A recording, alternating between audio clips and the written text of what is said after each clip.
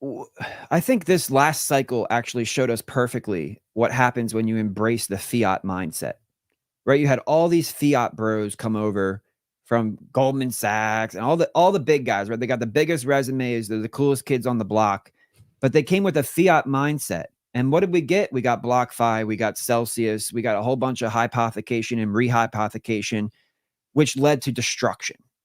And that's what fiat does. So we don't need more companies that are designed to extract value from their customers. If you look at some of the existing products on the market today, like I'm not going to name names, but there's a mortgage, a Bitcoin mortgage company where you come to them, you need to have a 680 credit score or better just to qualify, right? Imagine if you had like $20 million of Bitcoin and you can't get a loan because your credit score is 679, right? So you come to them, you need a 680, and then they give you the same terms, contractual terms as you would get in the traditional world. And then you have to post Bitcoin collateral, and then you get to pay a higher APY, or I should say APR. So this company will lend you money. Who in their right mind would go to this company? I would just rather go to like Quicken Loans or any traditional mortgage broker, because I don't have to post any collateral. I'm paying you to reduce your risk and you're charging me more. That's called value extraction. So real Bitcoiners understand that in a Bitcoin economy, a company has to deliver value. You're not going to earn Bitcoin in the future if you're extracting value from people. You're going to disappear real quick. Bitcoiners are smart. They can run the numbers. So this value extraction fiat Ponzi model completely breaks down. And Celsius, BlockFi, all these guys are a perfect example of that kind of BS. So what we do is we say, you come to us, we'll give you the same terms, but when you post Bitcoin collateral, do you know what happens? It reduces the risk for the lender, because now we have all the same terms of a traditional mortgage, right? You have a lien on the property, but you also have Bitcoin collateral. So yeah, the person makes a down payment. Yeah, the person has to qualify for credit, but they're posting Bitcoin collateral. And in a world where interest rates can go higher, even if the Fed doesn't want them to, or even if they go lower, it doesn't really matter. Bitcoiners, because they own the most pristine form of collateral in the world, are going to have access to the best interest rates. And by the way, not just regular plebs like you and me. You think Michael Saylor is holding Bitcoin on his balance sheet as just a speculative attack against the dollar? No. Businesses need access to these tools. Businesses right now go to the big bankers and they post treasury collateral and get special deals. Well, in the future, lenders are not going to be interested in your in your not pristine collateral.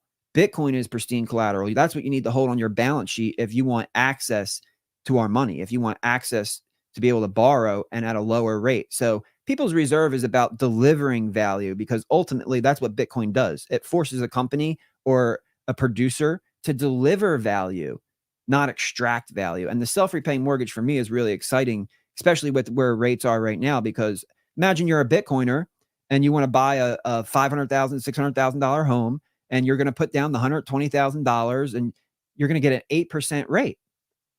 And then this company's expecting you to post Bitcoin collateral too? F you, man. That's not. How about this? I'm going to post Bitcoin collateral, reduce your risk even more as the lender, but you're going to give me a 4% rate.